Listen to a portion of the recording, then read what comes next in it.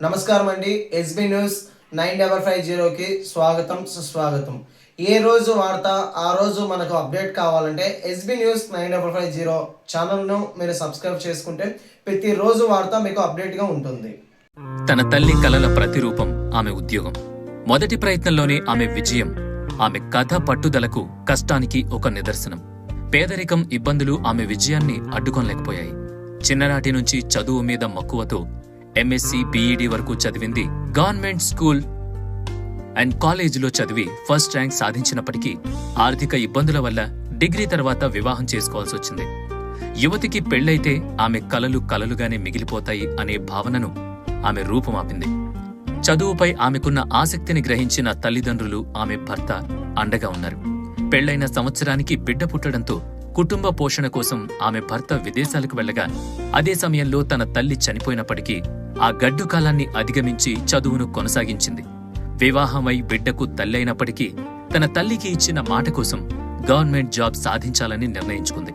2022లో విడుదల చేసిన police notification కి అప్లై చేయగా, అదే సమయంలో తన భర్తకి కిడ్నీ ప్రాబ్లం రావడం వల్ల విదేశాల నుంచి భారతదేశానికి తిరిగొచ్చారు. అటు చదువు, ఇటు హస్బెండ్ బాధ్యతలు తన భుజాలపై మోయవలసొచ్చింది. ఆ సమయంలో అన్నా క్యాంటీన్ భోజనం తనకు ఎంతగానో ఉపయోగపడిందని, అలా ఆమె పేదరికం ఆమె కలలను అణిచివేయలేకపోయిందని, కడపలోని ఎస్కే ల్యాబ్లో ల్యాబ్ టెక్నీషియన్ గా పనిచేస్తూ సమయం దొరికినప్పుడల్లా దగ్గరలో ఉన్న యూత్ స్టడీ హాల్లో చదువుకుంటూ, ఎటువంటి కోచింగ్ లేకుండా ఎన్నో కష్టాల్ని ఎదుర్కొని 2025లో విడుదల చేసిన కానిస్టేబుల్ ఫలితాల్లో బీసీఈ కేటగిరీలో కడప డిస్ట్రిక్ట్ ఫస్ట్ వచ్చి తన సత్తా చాటింది ఈ ఆదర్శ యువతి. ఈరోజు ఆమె జీవితం చాలా మందికి ఆదర్శంగా నిలుస్తోంది. నా పేరు షేక్ గన్లూరు హాఫిజున్. నా సొంత ఊరు వైఎస్ఆర్ కడప జిల్లా ముద్దునూరు మండలం ముద్దునూరు గ్రామము. మా తండ్రి పేరు బషీర్, మా తల్లి పేరు ముష్కినా. మా తల్లిదండ్రులు కూలి పని చేసుకుంటూ డిగ్రీ వరకు చదివించారు. తర్వాత ఆర్థిక స్తోమత సరిలేక నాకు 2017లో వివాహం చేశారు. అదే సమయంలో మా జీవితంలో అదే టైంలో 2022లో కరోనా టైంలో మా మమ్మీ చనిపోయారు. ఆ దుఃఖం మాకు చాలా కష్టంగా అనిపించింది. సో దానివల్ల మా ఫ్యామిలీ, అంటే మా మదర్ వాళ్ళ ఫ్యామిలీని, అలానే నా ఫ్యామిలీని నేనే చూసుకోవాల్సి వచ్చింది. నాకు కిడ్నీ ఫంక్షన్స్ చేయట్లేదని. అప్పుడు ఏం చేయాలో అర్థం కాక మా సంసారం గడవడానికి నేను ల్యాబ్ టెక్నీషియన్గా వర్క్ చేయడానికి వెళ్ళాను. అలానే నా బాబును కూడా చదివించుకుంటూ ఉన్నాను.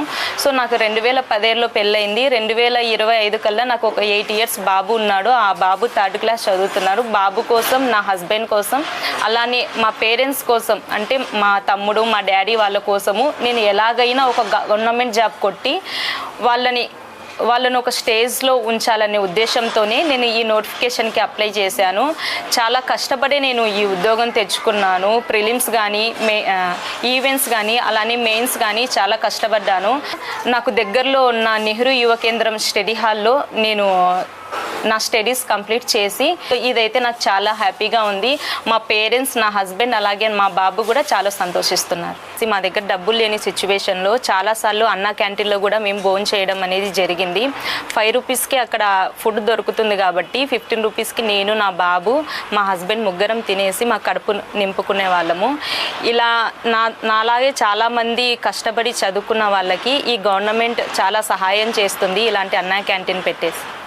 నాకు ఈ కానిస్టేబుల్ జాబ్ రావడానికి కారకులైన గౌరవనీయులైన ముఖ్యమంత్రి చంద్రబాబు నాయుడు గారికి, అలానే నారా లోకేష్ గారికి నా ధన్యవాదాలు.